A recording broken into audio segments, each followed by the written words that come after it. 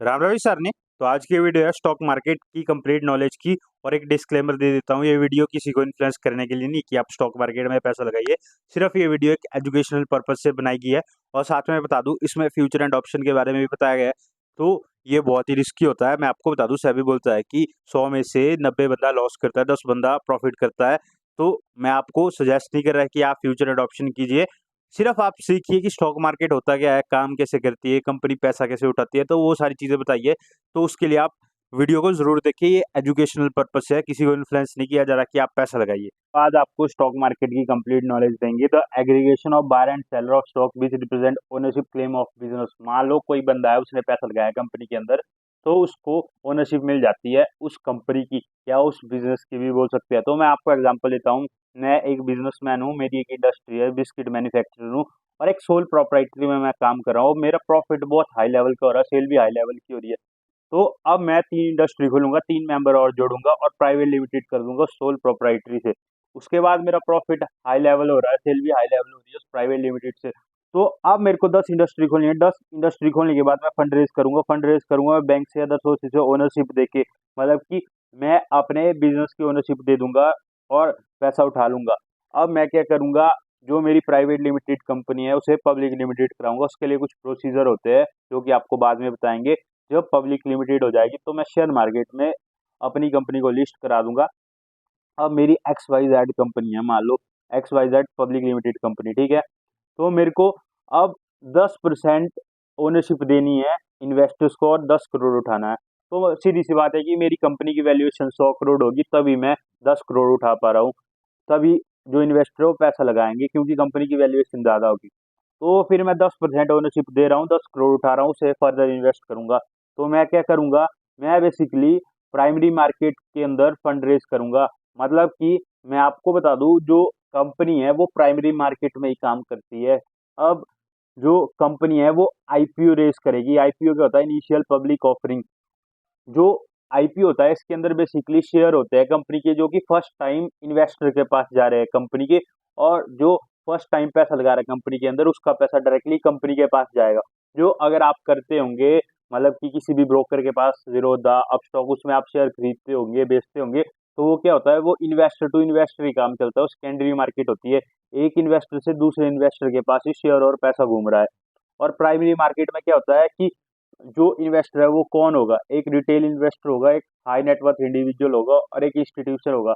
Institution कौन है? जो कि करोड़ों पे पैसा लगा रहा है। हाई नेटवर्थ इंडिविजुअल होगा, वो उस इंस्टीट्यूशन वाले से थोड़ा कम पैसा लगाएगा। मान लो मैं 10 करोड़ उठा रहा हूँ, तो इंस्टीट्यूशन क्या करेगा, 7-8 करोड़ लगा देगा मेरी कंपनी में। हाई नेटवर्थ इंडिविजुअल वाला वो होगा जो 1-2 करोड़ लगा रहा है। और रिटेल इन्वेस्टर कौन होगा? जो 20 लाख 30 लाख लगा रहा है। तो ऐसा कुछ ये सारा प्रोसीजर रहता है। मतलब कि आईपीओ जाता है, जो कि फंड रेज करने के लिए होता है। उसमें शेयर्स जाएंगे और जिन बंदों ने पैसा लगाया होगा उनको आईपीओ अलॉट होगा, मतलब कि कंपनी के शेयर अलॉट हो जाएंगे उनको। और जो पैसा उन्होंने लगाया होगा वो कंपनी के पास चल जाएगा।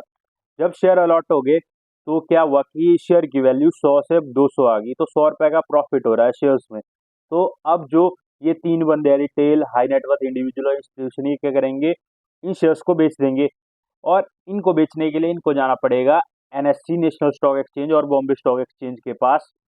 अब इन्होंने जो स्टॉक है ये बेचने हैं, तो ये क्या करेंगे, एनएससी और बीएससी के पास जाएंगे और उधर अपने स्टॉक्स को बेचेंगे। मतलब कि ये सेकेंडरी मार्केट में ही सारा काम चलेगा। अब एनएससी और बीएससी के ऊपर नजर कौन रखता है? एनएससी और बीएससी के ऊपर नजर रखता है security exchange board of India. मैं आपको बता दूं, जो security exchange board of India है, ये क्या करता है, ये रूल एंड रेगुलेशन के ऊपर नजर रखता है कि जो शेयर मार्केट है उसमें सारी चीजें अच्छे से चल रही है, और जितने भी रूल्स होते हैं और कोई टाइमिंग शेयर मार्केट की नहीं लानी है, या कोई भी चीजें होती है जो रूल एंड रेगुलेशन से रिलेटेड होती है, वो सारी सेबी देखता है शेयर मार्केट की। और मैं आपको बता दूं कि एनएससी और बीएससी में जब कंपनी लिस्ट हो जाती है तो क्या है कि बाइंग और सेलिंग चल पड़ेगी। तो आप बाइंग और सेलिंग एक पुराने तरीके से भी कर सकते हो, जो पेपर के थ्रू वर्क होते हैं। और आज के टाइम में तो डीमेट अकाउंट है, मतलब कि आप फोन में जो आपके डीमेट ब्रोकर्स है उनका कोई भी, चाहे जीरोधा ग्रो कुछ भी खोल लो। आपने अगर डीमेट अकाउंट खोला है तो आज के टाइम में आप डायरेक्टली आईपीओ ले सकते हो उस डीमेट अकाउंट से ही। और उसके बाद उधर ही आप अपने शेयर्स को बेच सकते हो डायरेक्टली। तो ये आप सेकेंडरी मार्केट के अंदर करोगे, मतलब कि इन्वेस्टर टू इन्वेस्टर के पास आप फर्स्ट इन्वेस्टर हो कंपनी के, मतलब आपके पास फर्स्ट टाइम शेयर्स आया कंपनी के और आप आगे किसी दूसरे बंदे को बेच रहे हो, तो ये सेकेंडरी मार्केट के अंदर होगा और वो पैसा इन्वेस्टर टू इन्वेस्टर ही घूमेगा। फिर मैं आपको बता दूं कि अब होता क्या है। अब शेयर मार्केट के अंदर दो चीजें होती है, एक इन्वेस्टिंग होती है, एक ट्रेडिंग होती है। अब जो इन्वेस्टिंग है वो लॉन्ग टर्म इन्वेस्टिंग होती है, शॉर्ट टर्म इन्वेस्टिंग होती है। लॉन्ग टर्म इन्वेस्टिंग क्या हुई, आपने कोई भी शेयर खरीद रखा हुआ है और उसे 12 महीने तक होल्ड किया है, 12 महीने के बाद आप बेच रहे हो, तो उसे हम लॉन्ग टर्म इन्वेस्टिंग बोलेंगे। और शॉर्ट टर्म इन्वेस्टिंग हुआ, मान लो आपने 6 महीने तक कोई शेयर होल्ड किया और 6 महीने के बाद बेच दिया, तो उसे हम शॉर्ट टर्म इन्वेस्टिंग बोलेंगे। अब ट्रेडिंग क्या होती है, स्विंग ट्रेडिंग होती है, इंट्राडे होती है, बीटीएसटी होती है और स्कैल्पिंग भी होती है, लेकिन मैं स्कैल्पिंग के बारे में आपको नहीं बताऊंगा।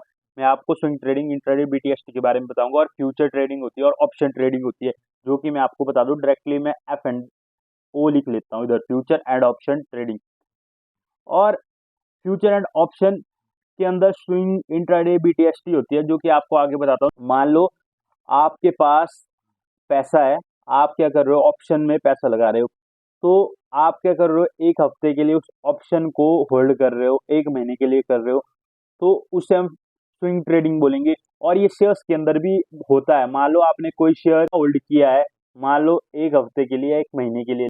कंपनी के शेयर तो आप खरीद सकते हो इन्वेस्टिंग के लिए, लेकिन कंपनी के अंदर भी फ्यूचर एंड ऑप्शन होते हैं जिनमें आप ट्रेड कर सकते हो। उसके बाद बीटीएसटी होता है, बीटीएसटी होता है बाय टुडे सेल टुमारो, मतलब कि मैंने आज कोई कंपनी के फ्यूचर्स में पैसा लगाया, कल बेच दिया, मेरा प्रॉफिट हो गया, तो इसे हम बीटीएसटी बोलेंगे। इंट्राडे क्या हुआ, आज ही मैंने कोई शेयर था वो बाय किया, आज ही बेच दिया, तो हम इसे इंट्राडे ट्रेडिंग बोलेंगे और आज ही मेरा प्रॉफिट आ गया, तो इसे हम इंट्राडे ट्रेडिंग बोलते हैं। और एक और चीज होती है, वो होती है शॉर्ट सेलिंग। शॉर्ट सेलिंग क्या होता है, मान लो मैंने किसी भी कंपनी का शेयर बाय नहीं कर रखा है, लेकिन मेरे को उस कंपनी का जो शेयर है वो नीचे जाता हुआ दिख रहा है, तो मैं क्या करूंगा, मैं उसे ऊपर ही बेच दूंगा और नीचे जाके बाय कर लूंगा और प्रॉफिट जनरेट करूंगा, तो इसे बोलते हैं हम शॉर्ट सेलिंग। और मैं आपको बता दूं, इसके लिए आपके पास ह्यूज मनी होनी चाहिए, तभी शॉर्ट सेलिंग होती है। और मैं आपको बता दूं, मैं किसी को रिकमेंड नहीं कर रहा कि आप फ्यूचर एंड ऑप्शन कीजिए, बहुत ही रिस्की है, लेकिन मैं आपको सिर्फ एक एजुकेशनल पर्पज से बता रहा हूँ। अब फ्यूचर एंड ऑप्शंस होती है इंडेक्सेस के अंदर, एनएससी के अंदर निफ्टी 50 है, बीएससी के अंदर सेंसेक्स है। सेंसेक्स के अंदर जो टॉप 30 कंपनी लिस्ट हुई है बॉम्बे स्टॉक एक्सचेंज के अंदर, वो आती है सेंसेक्स के अंदर। और निफ्टी 50 के अंदर जो एनएससी में कंपनी लिस्ट हुई है, टॉप 50 कंपनी है, निफ्टी 50 के अंदर आएगी। आप डायरेक्टली जो फ्यूचर एंड ऑप्शन करोगे, जो पैसा लगा रहे हो, वो डायरेक्टली इन 50 कंपनियों के अंदर ही लगता है। और मैं आपको बता दूं, आईटी सेक्टर का भी इंडेक्स होता है, बैंक निफ्टी का भी है, ये बैंक सेक्टर से रिलेट करता है। फिर निफ्टी ये फाइनेंस सेक्टर से रिलेट करता है। फिर निफ्टी के अंदर फाइनेंस की कंपनी होगी। तो जो ट्रेडिंग है, अब ट्रेडिंग करने के लिए आपको क्या चीजें समझनी पड़ती है, आपको टेक्निकल एनालिसिस समझना पड़ता है। टेक्निकल एनालिसिस के अंदर आपको कैंडलस्टिक पैटर्न समझना पड़ेगा और उसके अलावा ऑप्शन चेन पढ़नी पड़ेगी, करंट न्यूज़ देखनी पड़ेगी और बहुत सारी चीजें होती है जो कि आपको बाद में बताएंगे ट्रेडिंग सीखने के लिए क्या क्या चीजें चाहिए होती है। और इन्वेस्टिंग, इन्वेस्टिंग के लिए आपको फंडामेंटल एनालिसिस करना पड़ता है। उसके लिए आपको क्या है, कोई भी कंपनी है उसकी प्रॉफिट एंड लॉस स्टेटमेंट देखनी है एनुअल रिपोर्ट में। अब फाइनेंशियल ईयर 2020-2023 में किसी भी कंपनी का प्रॉफिट देख लो। फॉर एग्जांपल मैं आपको बता दूं, अल्ट्राटेक का देख लो। अब 2022-23 में उसका प्रॉफिट, फॉर एग्जांपल बता रहा हूँ, 600 करोड़ है। और 2023 और 2024 के फाइनेंशियल ईयर में उसका प्रॉफिट है 1000 करोड़ का, तो 400 करोड़ का प्रॉफिट हो रहा है उसे डायरेक्टली अगली साल ज्यादा। तो समझ आइए कि जो शेयर है उसका प्राइस ऊपर ही भागेगा, अगर कंपनी का प्रॉफिट ज्यादा है तो शेयर ऊपर ही भागेगा। उसके अलावा कुछ फाइनेंशियल रेशो भी होती है जो कि आपको चेक करनी पड़ती है, फाइनेंशियल रेशो के लिए एक अलग वीडियो बनाएंगे।